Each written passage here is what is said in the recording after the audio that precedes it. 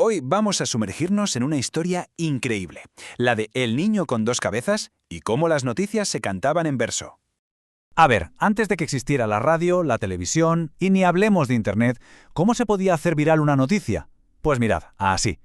Lo que tenemos delante es una hoja impresa, un auténtico artefacto del Chile de principios del siglo XX. Y aquí dentro están las historias que de verdad movían y a veces aterraban a la gente de la calle. Este medio tan peculiar tenía su propio nombre, la lira popular. Era, en esencia, poesía callejera que se vendía en pliegos sueltos como este. Una mezcla alucinante de noticias sensacionalistas, crímenes, arte, comentario social, todo rimado y con dibujos para llamar la atención de cualquiera que pasara por allí, supiera leer o no.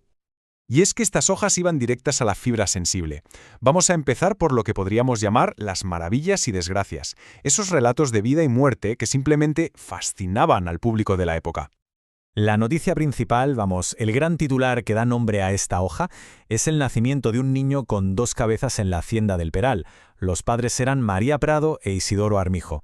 Como os podéis imaginar, un suceso tan extraordinario se convirtió de inmediato en la comidilla de todo el mundo. Y ojo porque la elección de palabras aquí es clave.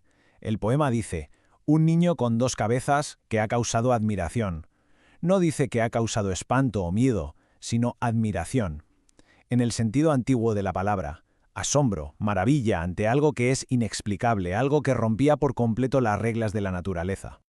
Pero de la maravilla pasamos bruscamente a la tragedia. En la misma página, sin transición, se nos cuenta el suicidio de un hombre, Francisco Oesas, en plena calle Gorbea. El grabado, como veis, es súper sombrío y la historia es un recordatorio muy crudo de la desesperación que también se vivía en la ciudad. Y es que en una sola hoja conviven dos destinos totalmente opuestos. Un nacimiento casi milagroso al lado de un final trágico. La vida y la muerte, presentadas como espectáculos públicos, porque al final reflejaban la realidad de la calle, un lugar donde lo increíble y lo más desolador podían suceder al mismo tiempo. Pero la lira popular no se quedaba ahí, ni mucho menos. Se convertía en una especie de podcast de true crime de su tiempo, con sus propias crónicas del crimen urbano, donde se seguía la pista de los delincuentes más buscados de Santiago. El protagonista de esta sección es el famoso bandido Bustamante. Y el grabado es que lo ilustra a la perfección. No solo se contaba la historia, sino que se visualizaba el drama del crimen para un público que, en gran parte, consumía estas historias a través de las imágenes. Era como ver la escena del crimen. El poema narra las últimas horas del bandido con un pulso de thriller. Te lo cuenta todo, la fuga de la cárcel, el asalto que sale mal en la calle Santa Rosa, el momento en que se esconde bajo una mesa y dispara, y su caída final, a manos del guardián Droguet. Una crónica de sucesos en verso que tenía a toda la ciudad en vilo. Bueno, pero estas hojas iban mucho más allá de las noticias y los crímenes. Ahora nos vamos a adentrar en las fábulas, la fe y los futuros, para intentar explorar el alma y las ansiedades de toda una sociedad.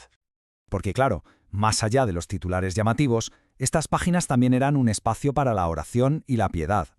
El poema, A lo divino, es un ejemplo perfecto, un reflejo de lo importante que era la fe en el día a día de la gente. Este verso es especialmente conmovedor. Dice, «Hacelo por Dios, mi vida, de darme la salvación. Si no me dais el perdón, lloraré de noche y día». Es una súplica súper directa, muy personal y cargada de una emoción que seguro que conectaba profundamente con las preocupaciones espirituales de la gente. Pero bueno, la vida no era solo solemnidad, por suerte. ¿Y sino qué pasaba cuando a los pájaros les daba por montar una fiesta? Pues que salía una historia tan genial como el festín de las aves. Los anfitriones eran una diuca y un chincol, y entre los invitados pues había de todo, una lechuza vieja, un pavo real que llegó herido, una garza, un pavo, y para animar el baile canarios y jilgueros. Una fábula llena de imaginación y de humor, que servía como un pequeño escape de la dura realidad. Y a ver, ¿cómo procesa una sociedad un cambio tan masivo como el paso de un siglo a otro? Pues en este caso, la solución fue brillante, escenificar un debate entre los propios siglos. Aquí vemos un choque de dos mundos en toda regla. El siglo viejo se defiende diciendo cosas como «goberné con la religión» o «Dios es el que manda», y encima acusa al nuevo de venir a robar. Por su parte, el siglo nuevo no se corta un pelo y lo llama tirano cruel y hombre infame y descarado, prometiendo gobernar con leyes inexorables. Vamos, el gran debate entre tradición y modernidad servido en verso para toda la ciudad. Entonces, ¿qué nos queda de todo esto? Pues nos queda la voz de la calle. Nos queda el increíble legado de estas páginas impresas. Desde nacimientos impactantes hasta debates sobre el futuro, pasando por crímenes y fábulas, estas hojas eran, de verdad, el pulso vivo de la ciudad. Reflejaban los miedos, las esperanzas, las risas y las tragedias de la gente común. Eran, ni más ni menos, que el espejo de su tiempo. Y claro, todo esto nos deja con una pregunta flotando en el aire. De todas las historias, memes o titulares que compartimos hoy en día, ¿cuáles serán los que de verdad resulten reveladores para quienes intenten analizarnos a nosotros dentro de 100 años?